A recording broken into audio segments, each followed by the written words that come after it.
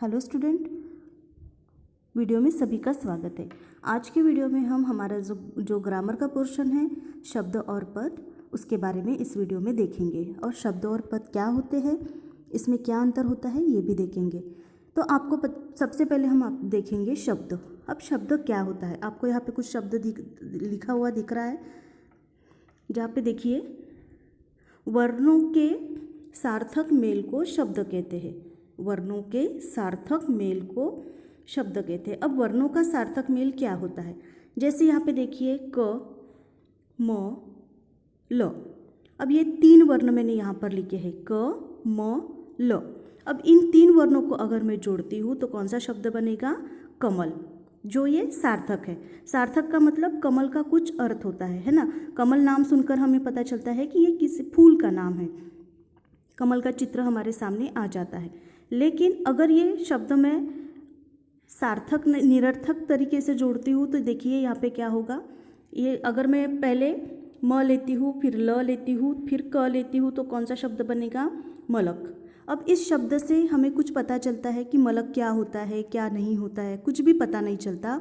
इसका मतलब ये निरर्थक शब्द है, इसको कोई भी अर्थ नहीं है। लेकिन कमल, ये जो शब्द है ये सार्थक शब्द है। तो शब्द किसे कहते हैं, वर्णों के सार्थक मेल को शब्द कहते हैं। वर्णों के सार्थक मेल को शब्द कहते हैं। अब शब्दों के प्रकार देखिए, एक है सार्थक शब्द, दूसरा है निरर्थक शब्द। अब सार्थक शब्द किसे कहेंगे, जिस शब्द में अर्थ होता है उन शब्दों को सार्थक शब्द कहा जाता है। जिन शब्दों में अर्थ होता है उन शब्दों को सार्थक शब्द कहा जाता है। फॉर एग्जाम्पल यहाँ पे देखिए चाय, पानी, रोटी, घर आदि। तो ये जो शब्द है ये सार्थक है। चाय से हमें चाय का पिक्चर सामने आ जाता है, चाय एक पेय है ये पता चल जाता है। पानी, इससे हमें पता चलता है कि पानी पीने का पानी होता है। रोटी जो खाते हैं हम, घर जिसमें हम रहते हैं। तो ये होते हैं सार्थक शब्द। इन शब्दों को पढ़कर हमें कुछ ना कुछ बोध ज़रूर होता है। अब आगे देखते हैं हम लोग निरर्थक शब्द क्या होते हैं। अब निरर्थक शब्द देखिए, जिस शब्द में अर्थ नहीं होता उन शब्दों को निरर्थक शब्द कहा जाता है, जिसमें कुछ भी अर्थ नहीं होता है। जैसे वाय, वाणी, है ना, छोटी, रग, धरई, ये जो शब्द है यहाँ पे कुछ अर्थ हमें नहीं दिख रहा है। वाय का मतलब क्या होता है, चाय का मतलब तो ठीक है, लेकिन वाय का मतलब क्या होता है ये हमें कुछ भी यहाँ पे पता नहीं चलता, इसलिए इनको निरर्थक शब्द कहते हैं। तो निरर्थक शब्दों की व्याख्या फिर से देखिए, जिस शब्द में अर्थ नहीं होता है उन शब्दों को निरर्थक शब्द कहा जाता है। अब सार्थक और निरर्थक का मेल। अब कई बार ऐसा होता है कि हम लोग एक सार्थक शब्द बोलते हैं और उसके साथ हम बिना वजह एक निरर्थक शब्द जोड़ देते हैं। फॉर एग्जाम्पल यहाँ पे देखिए चाय वाय। चलो ज़रा चाय वाय पी के आते हैं। तो चाय पी के आते हैं ये तो ठीक है, लेकिन वाय क्या होता है ना, चाय वाय। तो हमें हमेशा एक आदत सी पड़ जाती है कि एक सार्थक शब्द के साथ हमेशा हम एक निरर्थक शब्द यूज़ करते हैं जिसका कोई मतलब नहीं होता है। वैसे देखो पानी, वाणी। अब पानी तो ठीक है, लेकिन वाणी क्या होता है, थोड़ा पानी वानी पी लो। तो थोड़ा पानी पी लो ये सही सेंटेंस है, ये सही वाक्य है, लेकिन वाणी क्या होता है, तो ये होता है निरर्थक शब्द। उसी प्रकार देखिए रोटी छोटी, तुमने रोटी छोटी खा ली क्या, ये जो वाक्य है तुमने रोटी खा ली क्या, ये सार्थक शब्दों का वाक्य है, ये ठीक लग रहा है। लेकिन तुमने रोटी छोटी खा ली क्या, तो रोटी के साथ छोटी लगाना ज़रूरी नहीं होता है, लेकिन हम क्या करते हैं कभी कभी एक सार्थक शब्द के साथ हमेशा एक निरर्थक शब्द लगाते हैं। उसी तरह से देखिए घर वर, कपड़ा वपड़ा, झाड़ू वाड़ू, है ना। तो ये जो शब्द है, ये जो इतने जो शब्द दिए हुए हैं ये होते हैं निरर्थक शब्द, लेकिन ये जो शब्द यहाँ पे दिए हैं ये होते हैं सार्थक शब्द, जिससे हमें कुछ पता चल जाता है। तो यहाँ पे शब्दों के बारे में कुछ नोट है, वो देखिए। शब्दों की संरचना किसी वस्तु विशेष गुणधर्म, स्वभाव, वृत्ति, देश काल आदि के अनुसार होती है। शब्दों की संरचना, संरचना शब्द कैसे बनाए जाते हैं, तो शब्द से हमें किसी वस्तु का ज्ञान होता है, उस वस्तु की किसी गुण का ज्ञान होता है। जैसे गुड़, है ना, ये एक शब्द है, तो गुड़ से हमें उसका गुण पता चलता है, वो मीठा होता है, वो गोल होता है, उसका आकार पता चलता है। तो सार्थक शब्दों का यही सार्थक शब्दों की यही एक विशेषता होती है कि उस शब्द से हमें उस चीज़ का पता चलता है, उस वस्तु का पता चलता है। दूसरा है, किसी भी शब्द का अर्थ आवश्यक होता है ना। कोई भी शब्द अगर हम लिखते हैं तो उस शब्द का अर्थ होना आवश्यक होता है। निरर्थक अगर शब्द लिखेंगे तो उसका कुछ भी हमें आइडिया नहीं आएगा, वो वाक्य हमें समझ में नहीं आएगा। इसलिए कोई भी शब्द जो होता है वो शब्द सार्थक समूह का ही होना चाहिए, सार्थक वर्णों का होना चाहिए, इसलिए उस शब्द को हम सार्थक शब्द कहेंगे। आगे देखते हैं।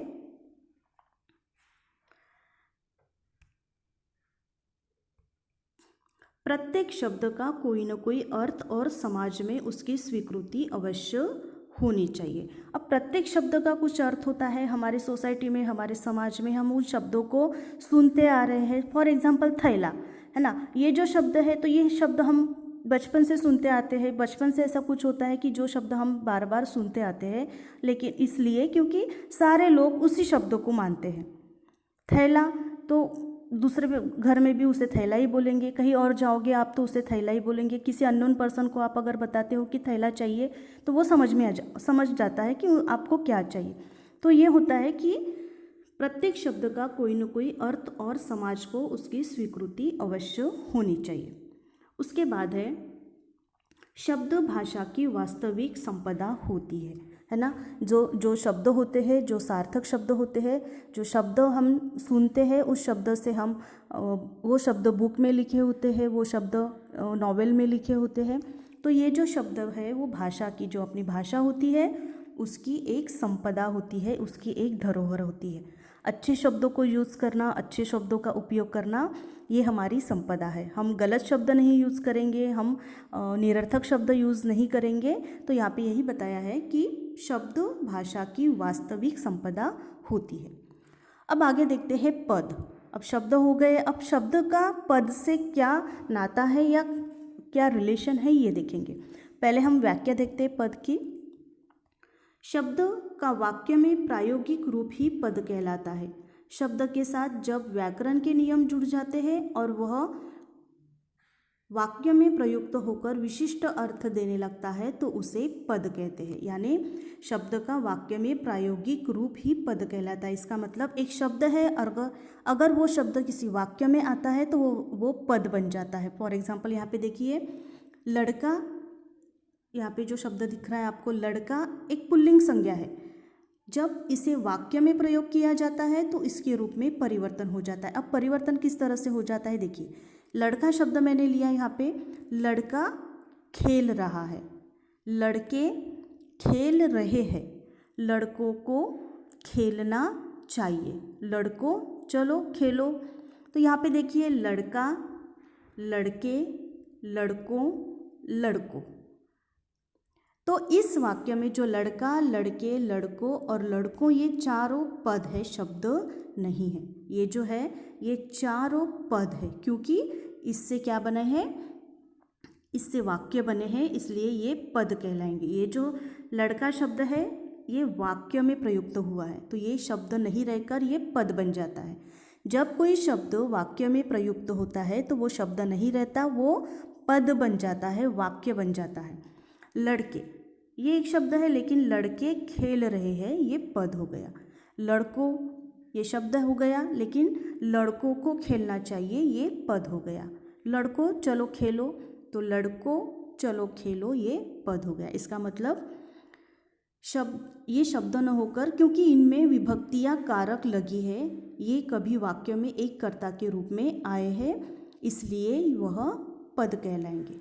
अब ये एक कर्ता के, इसमें विभक्तियाँ लगी है, कारक लगे हैं, जैसे लड़का, लड़के, लड़कों, लड़कों। तो ये जो है ये कारक लगकर आए हैं, इसलिए ये शब्द न बनकर पद में परिवर्तन इनका हो गया है। आगे देखते हैं। अब यहाँ पे देखिए शब्द और पद में अंतर बताया गया है। अब क्या अंतर है देखिए, पहला है शब्द, दूसरा है पद। अब पहला अंतर शब्द में देखिए, वर्णों से शब्द बनते हैं, वर्णों से शब्द बनते हैं। फॉर एग्जाम्पल घोड़ा, यहाँ पे घ वर्ण लिया है मैंने और ड वर्ण लिया है, तो घ और ड वर्ण को मिलाकर वर्णों से शब्द बनाया गया घोड़ा। अब वाक्य में प्रयुक्त शब्द पद कहलाता है। अब इस घोड़ा शब्द को मैंने वाक्य में प्रयुक्त किया, जैसे कि घोड़ा तेज दौड़ता है, तो ये क्या बन गया? पद बन गया। जब किसी शब्द को हम वाक्य में प्रयुक्त करते हैं तो वो पद कहलाता है। उसके बाद देखिए, शब्द स्वतंत्र रूप में प्रयोग किए जाते हैं। उसका एक स्वतंत्र रूप होता है, वो स्वतंत्र रूप में प्रयोग किए जाते हैं। पद अन्य शब्दों के साथ ही प्रयुक्त होते हैं, इनका स्वतंत्र प्रयोग नहीं होता। इसका मतलब देखिए, अगर मैंने घोड़ा शब्द लिया है तो ये शब्द मैं स्वतंत्र रूप से यूज़ कर सकती हूँ, लेकिन अगर ये वाक्य में प्रयुक्त होता है तो इनका स्वतंत्र प्रयोग हम नहीं कर सकते। इनके साथ तेज दौड़ता है ये भी शब्द जुड़ गए हैं। तीसरा देखिए,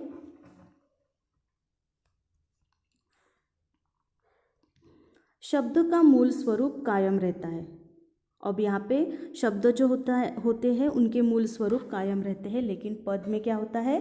लिंग वचन कारक के अनुसार इनके रूपों में परिवर्तन हो सकता है। यहाँ पे देखिए शब्द फोर्थ वाला देखिए, शब्द या मूल अर्थ एक होता है, जैसे प्रकाश। अभी एक शब्द हो गया, शब्द का मूल अर्थ एक ही होता है, प्रकाश। अब यहाँ पे देखिए 4 नंबर पर इधर पद में, वाक्यों में प्रसंगानुसार एक ही शब्द के अनेक अर्थ हो सकते हैं। अब ये प्रकाश हो गया, तो प्रकाश एक शब्द दिख रहा है आपको, या प्रकाश एक शब्द हमको समझ में आता है, लेकिन यहाँ पे क्या होता है, पद में अगर ये प्रकाश दूसरे भी अर्थ के साथ आ सकता है। प्रकाश किसी लड़के का भी नाम हो सकता है, यहाँ पे जो प्रकाश है किसी लड़के का नाम है, लेकिन जब वाक्य में सूर्योदय होते ही चारों ओर प्रकाश फैल गया, तो यहाँ पे जो प्रकाश आया है ये रोशनी के लिए आया है। सूर्योदय होते ही चारों ओर रोशनी फैल गई, यानी प्रकाश फैल गया। तो यहाँ पे इसलिए शब्द का मूल अर्थ एक होता है। एक होता है इसका मतलब प्रकाश, ये किसी लड़के का नाम मैंने यहाँ पे दिया है, लेकिन पद में वो अलग अलग तरह से अर्थ आ सकते हैं, वाक्य में वो अलग अलग तरह से अर्थ आ सकते हैं। जैसे सूर्योदय होते ही चारों ओर प्रकाश फैल गया, यहाँ पे लड़के का नाम नहीं ले सकते हम, यहाँ पे प्रकाश का मतलब हो रहा है रोशनी। तो यहाँ पे जो प्रकाश शब्द आया है ये रोशनी से रिलेटेड आया है। उसके बाद देखिए 5 नंबर पे, शब्द के साथ व्याकरण के नियम नहीं जुड़ते। अगर मैं शब्द लिखती हूँ कोई भी, अगर सपोज ये मैंने प्रकाश शब्द लिखा है यहाँ पे, इसके साथ कोई व्याकरण का नियम नहीं है। ये लड़के का नाम हो सकता है, ये सूर्य का प्रकाश हो सकता है ना, ये दिए का प्रकाश हो सकता है, ये लाइट का प्रकाश हो सकता है। तो यहाँ पे कोई भी व्याकरण के कुछ नियम नहीं है इसके साथ। लेकिन जब हम पद में देखते हैं तो पद में क्या होता है, व्याकरण के अनेक नियम जुड़ जाते हैं। जैसे यहाँ पे शब्द लिखा था मैंने घोड़ा, तो यहाँ पे देखिए व्याकरण के नियम के अनुसार अगर मुझे उसको पद में कन्वर्ट करना है तो क्या आएगा, घोड़े तेज दौड़ते हैं। तो घोड़ा का यहाँ पे देखिए घोड़े हो गया, है ना, अनेक वचन हो गया। तो यहाँ पे व्याकरण का नियम चेंज हो गया। इसमें क्या आया, घोड़ा ये शब्द संज्ञा है और ऊपर से जातिवाचक है और बहुवचन है। घोड़ा संज्ञा शब्द है, घोड़े संज्ञा शब्द है, उसके बाद जातिवाचक शब्द है, उसके बाद बहुवचन में है। घोड़ा एक वचन, घोड़े अनेक वचन। इसलिए पद के साथ व्याकरण के अनेक नियम जुड़ जाते हैं। जैसे शब्द कोई रहता है, फॉर एग्जाम्पल मैंने आपको बताया यहाँ पे लड़का शब्द है ना, लड़का शब्द देखिए, तो लड़का शब्द में क्या है, लड़का एक शब्द है, लेकिन जब ये वाक्य में जुड़ जाता है या इसके साथ कोई और वाक्य जुड़ जाता है तो इसके व्याकरण के नियम बदल जाते हैं। ये अनेक वचन में जा सकता है, ये बहुवचन में जा सकता है, इसका लिंग चेंज हो सकता है। फॉर एग्जाम्पल देखिए यहाँ पे लड़का है तो यहाँ पे लड़के अनेक वचन है, यहाँ पे लड़कों ये भी बहुवचन है, यहाँ पे लड़कों ये भी बहुवचन है। तो इस तरह शब्द और पद में हमें अंतर दिखाई देता है। इसका जो नेक्स्ट पार्ट है और इसके बारे में जो जानकारी है वो मैं तुम्हें नेक्स्ट पार्ट में बताऊंगी। तब तक आपको ये अच्छे से एक बार फिर से पढ़ना है। Thank you.